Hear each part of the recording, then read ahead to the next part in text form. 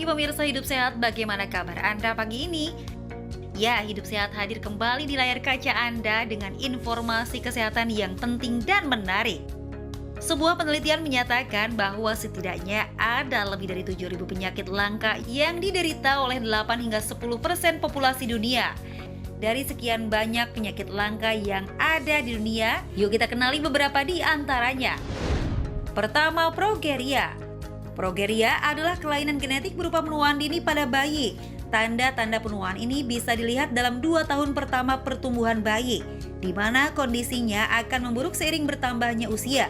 Bahkan sebagian bayi yang menderita progeria umumnya mengalami serangan jantung atau stroke yang berujung pada kematian. Selanjutnya adalah sindrom tangan alien. Sindrom tangan alien adalah kondisi neurologis yang jarang terjadi. Ditandai dengan anggota tubuh seperti tangan dan kaki yang bergerak dengan sendirinya secara tak sengaja.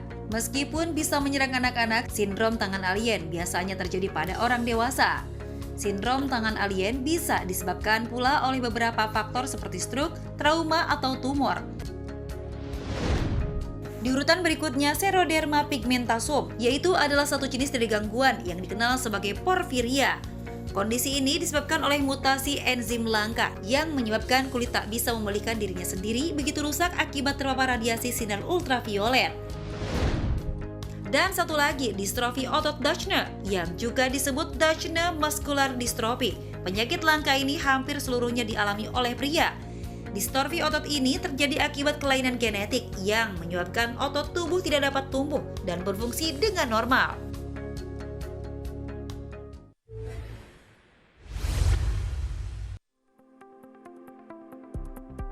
Pemirsa, siapa yang tak tergiur dengan aneka hidangan lezat cepat saji seperti ini?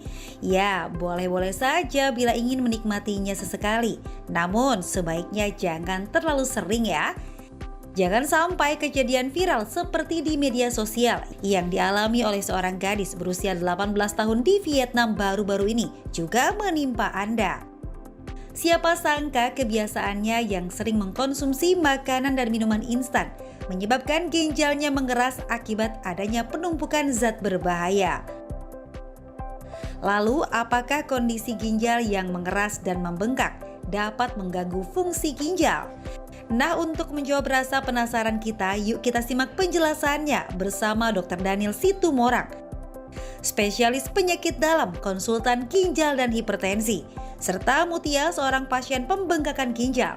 Di studio Hidup Sehat berikut ini.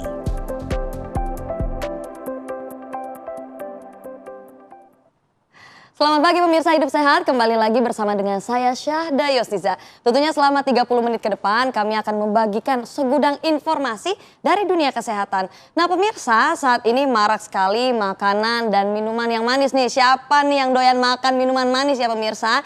Bukan gak boleh dikonsumsi, tapi juga ada aturannya. Dan memang kalau misalnya berlebihan ini berbahaya bagi ginjal. Nah, kali ini kita akan bahas bersama dengan narasumber kami yang spesial. Sudah ada Dr. Daniel selaku spesialis penyakit dalam ya dokter. Ya, dan juga ada kakak Tungkunya Mutia ya kak ya, yang mengalami masalah ginjal ya kak. Nah nanti kita akan ulas pembahasan seperti ini lebih lanjut ya dokter dan kakak. Tapi pemirsa yang ingin berkonsultasi gratis atau mengajukan sejumlah pertanyaan, boleh langsung mengunjungi laman Instagram Hidup Sehat TV One. Ajukan pertanyaan sebanyak-banyaknya dan yang menarik nanti akan kita jawab di akhir segmen. Nah dokter, sebelum ke dokter aku ke Kak Mutia terlebih dahulu ya. Nah Kak Mutia ini mungkin bisa dijelaskan atau diceritakan gimana sih kak awalnya sampai bisa mengalami masalah ginjal seperti itu, dan ada gejala-gejalanya nggak kayak yang dirasain?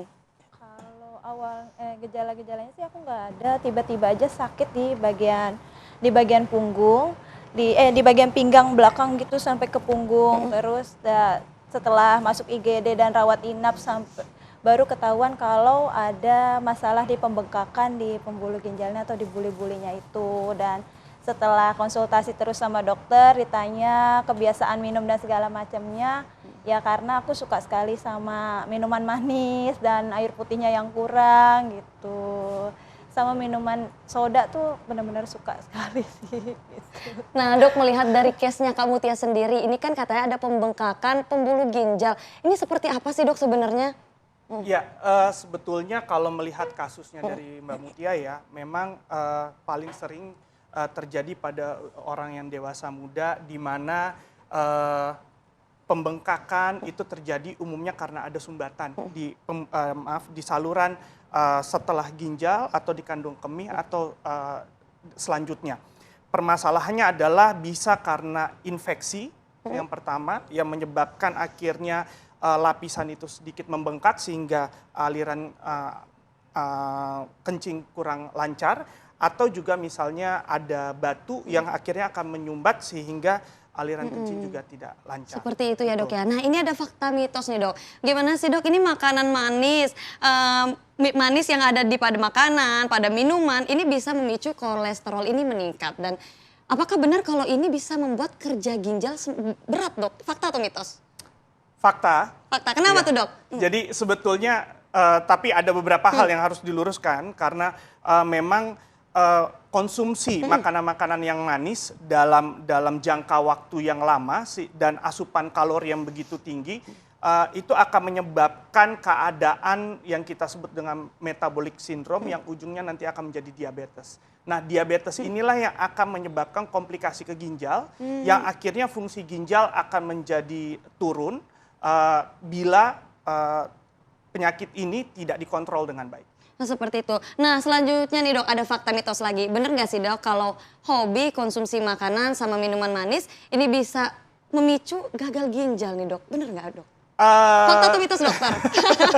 Ya, kalau ini dikonsumsi dengan yang berlebihan dan dalam jangka waktu panjang, fakta. Fakta. Kenapa dok? Boleh Karena dijelaskan? memang kalau kita makanan-makanan yang tinggi garam, ya, yang berpengawet dan lain-lain, itu sangat tinggi di garam dan juga sangat tinggi di fosfat, sehingga keadaan ini akan menyebabkan pembuluh darah, tekanan darah akan jadi naik akibat asupan natrium yang begitu tinggi, sehingga itu juga akan merusak ginjal pada akhirnya, sehingga fungsi ginjal juga nanti akan turun. Nah dok, untuk jenis-jenis makanannya sendiri, apakah ini merupakan makanan olahan yang memang dibuat manis, ataukah memang makanan yang pemanisnya alami juga bisa berpotensi merusak ginjal? Segala sesuatu yang berlebihan, entah itu adalah suatu pemanis ataupun makanan yang memang manis secara alami, dan kita konsumsi dalam jangka waktu panjang, dia dapat menyebabkan gangguan metabolisme yang kita sebut dengan diabetes,